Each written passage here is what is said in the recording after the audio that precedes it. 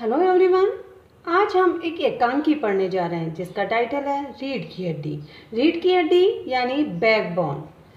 जगदीश चंद्र माथुर ने जो ये एकांकी लिखा है ये सचमुच वर्तमान सामाजिक व्यवस्था पर कुरीति पर प्रहार करता है।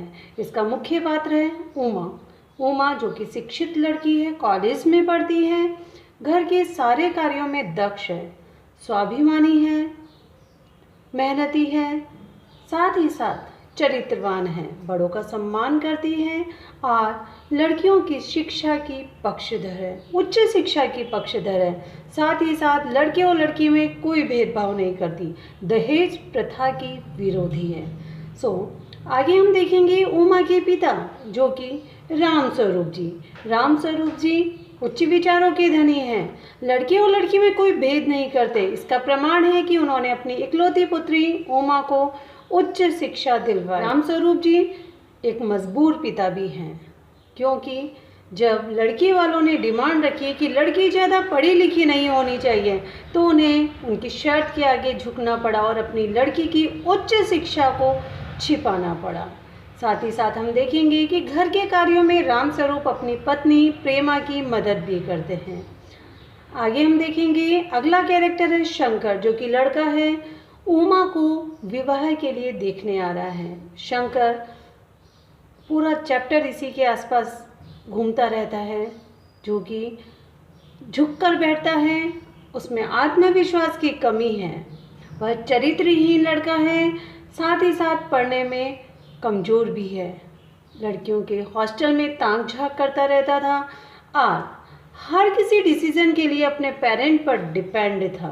वह लड़का दहेज प्रथा का पक्षधर था। वह जिस विवाह के लिए लड़की देखने आ रहा था यह उसी का दृश्य यहाँ दिखाया गया है।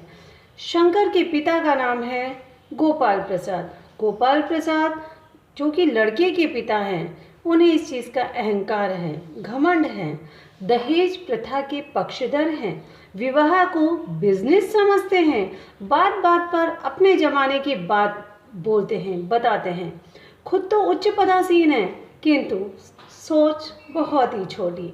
इसीलिए वह अपने इकलौते पुत्र के लिए जो लड़की देखने आए हैं वह चाहते हैं कि लड़की कम पढ़ी लिखी हो, ज़्यादा से ज़्यादा मैट्रिक हो, हाँ सुंदर अवश्य होनी चाहिए, यदि सुंदर नहीं है तो मेकअप कर ले लेकिन सुंदर जरूर दिखनी चाहिए। वह दहेज प्रथा के पक्षधर थे। सब बात बात में लेन देन की बात करते हैं। लड़की को जब वह देखते हैं तो उसमें भी उसके नाक नोक हर चीज़ को देखते हैं, जैसे कि कोई वस्तु को पसंद करने आ रहे हैं। तो ये 4 कैरेक्टर बहुत इंपॉर्टेंट है इस चैप्टर में। इस एकांकी का मुख्य पात्र उमा है।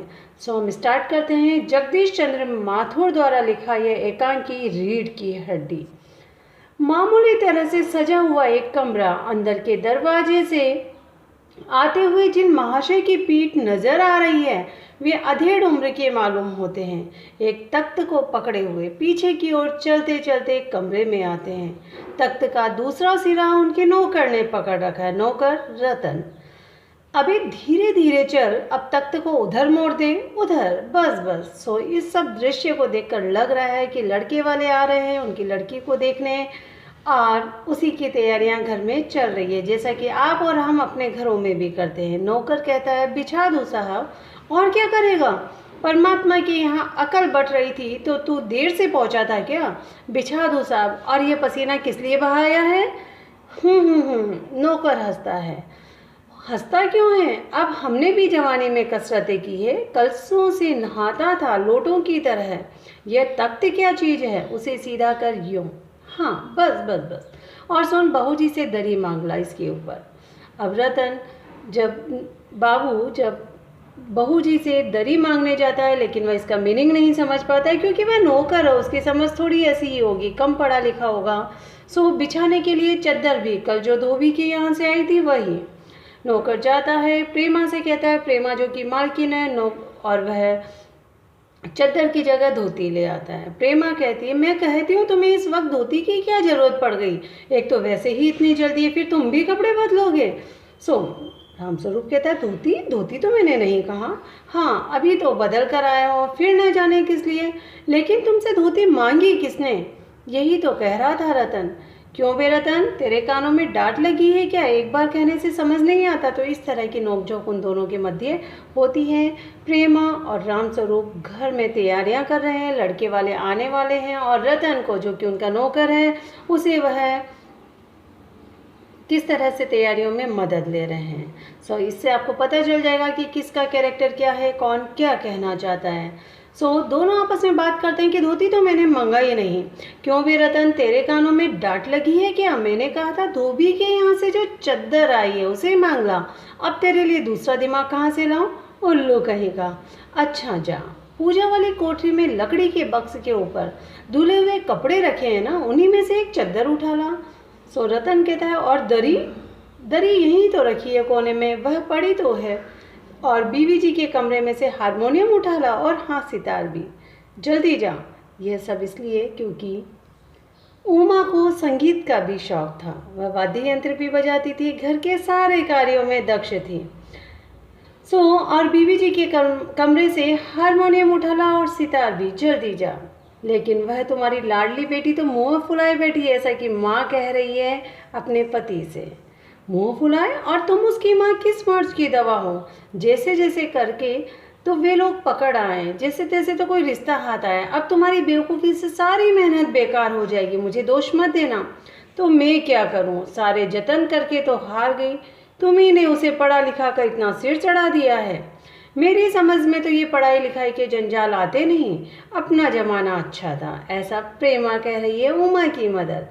आ ई पढ़ ली, गिनती सीख ली, और बहुत हुआ तो स्त्री सुबोधिनी पढ़ ली। सच पूछो तो स्त्री सुबोधिनी में ऐसी ऐसी बातें लिखी हैं, ऐसी बातें कि तुम्हारी BA MA की पढ़ाई होगी। और आजकल के तो लक्षण ही ऐसे होते हैं, लक्षण ही अनोखे हैं। ग्रामोफोन बाजा होता है ना, क्यों?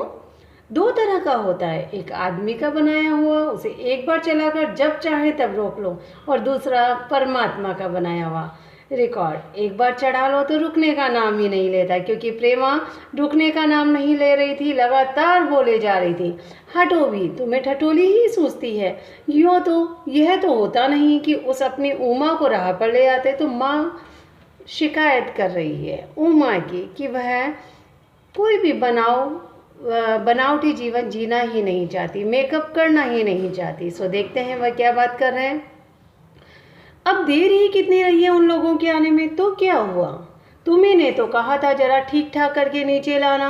आजकल तो लड़की कितनी भी सुंदर हो, बिना टीम टाम के भला कौन पूछता है, बिना मेकअप के कौन पूछता है।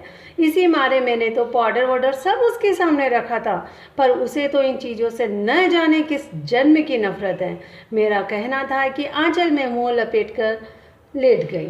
भाई मैं बाज आया तुम्हारी इस लड़की से। रामस्वरूप, जो कि उसके पिता है, बोलते हैं न जाने कैसा इसका दिमाग है, वरना आजकल की लड़कियों के सहारे तो पाउडर का कारोबार चलता है, पार्लर्स चलते हैं। आगे हम देखेंगे। अरे मैंने तो पहले ही कहा था एंट्रेंस ही पास करा देते, 10th पढ़ा देते, लड़की अपने हाथ में तो रहती और इतनी परेशानी ना उठानी पड़ती। पर तुम तो चुप, तुम्हें कतई अपनी जबान पर काबू नहीं है। कल ही बता दिया था कि उन सब लोगों के सामने जिक्र और ढंग से होगा, मगर तुम तो अभी से सब कुछ उगले देती हो।